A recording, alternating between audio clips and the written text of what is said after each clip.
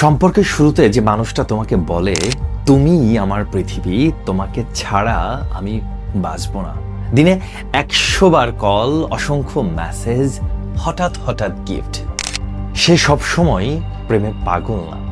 অনেক সময় সে শুধু তোমাকে ফাঁদে ফেলেছে। এর নাম হচ্ছে লাভ বম্বিং। প্রথমে তোমাকে এত বেশি ভালোবাসা দেবে যাতে তুমি ভাবো এমন মানুষ আর পাবো না।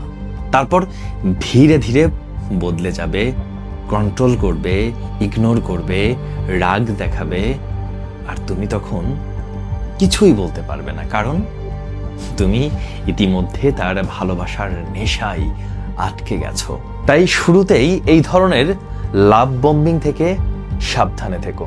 মনে রেখো যে মানুষ খুব দ্রুত তোমাকে আকাশে তুলে দেয়, সেই মানুষটাই একদিন সবচেয়ে নির্দয়ভাবে তোমাকে আবার ওই আকাশ থেকে ঠাস করে নিচে ফেলে দেয়।